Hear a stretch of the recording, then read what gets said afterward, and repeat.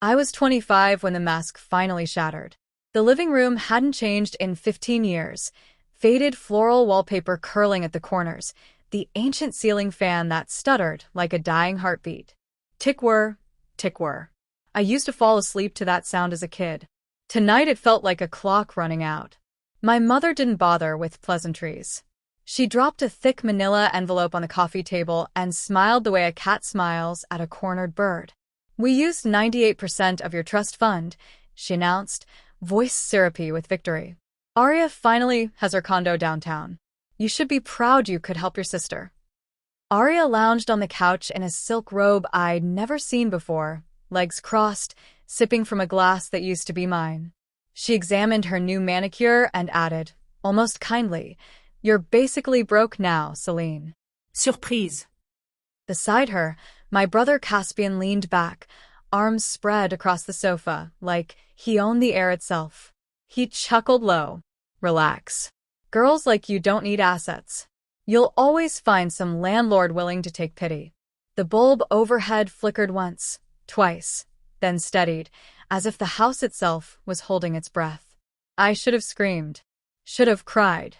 Instead, something cold and quiet bloomed behind my ribs, and I laughed, one soft, deliberate note that made all three of them freeze.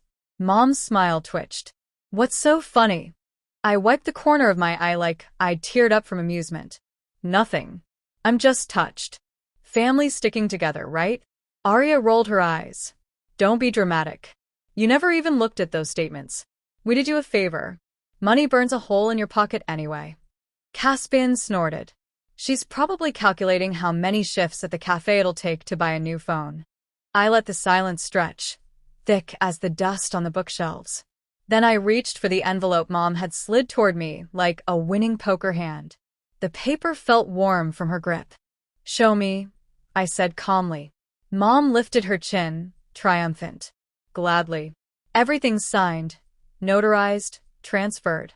The title is in Arya's name as of 4 o'clock this afternoon. Irrevocable." She pushed the stack across. Arya smirked. Caspian cracked his knuckles. I opened the envelope and slid out the documents one by one, slow enough for the fan's tick-whir to count every second. Top sheet, glossy cover page with the realtor's gold logo. Second sheet, purchase agreement. Third sheet, the deed. Except it wasn't the deed. Mom noticed first. Her eyes narrowed on the header. I angled toward the light. "Celine, stop playing games." I turned the page so they could all see the bold red watermark running diagonally across every paragraph. Draft, subject to final verification, not legal until countersigned by registered owner. Arya lunged forward. "That's not, Mom, you said. I signed exactly what the lawyer gave me." Mom snatched the papers, flipping frantically. Her manicured nails caught on the staples. "This is the final version." "No," I said, voice soft as silk. "This is the courtesy copy the title company emails for review. The real deed, the one that actually transfers ownership, still requires my signature. Because the trust never dissolved. Because I never authorized release of principal. And because I am still the sole legal owner of record."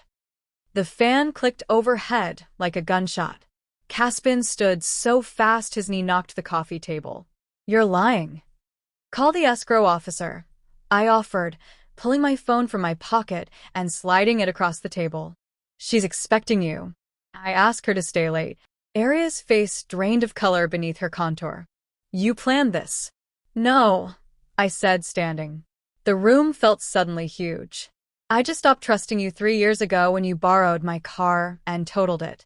I learned to read the fine print you never bothered with." Mom's mouth opened, closed. For the first time in my life, she had nothing to say.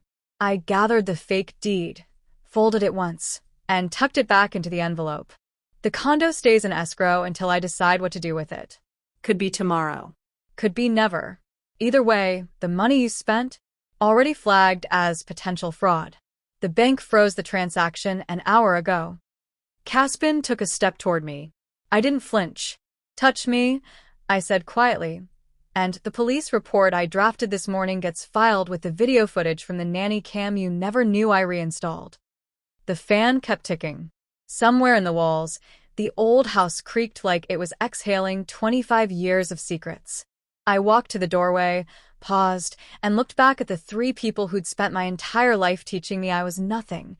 "Thank you," I said, smiling for real this time.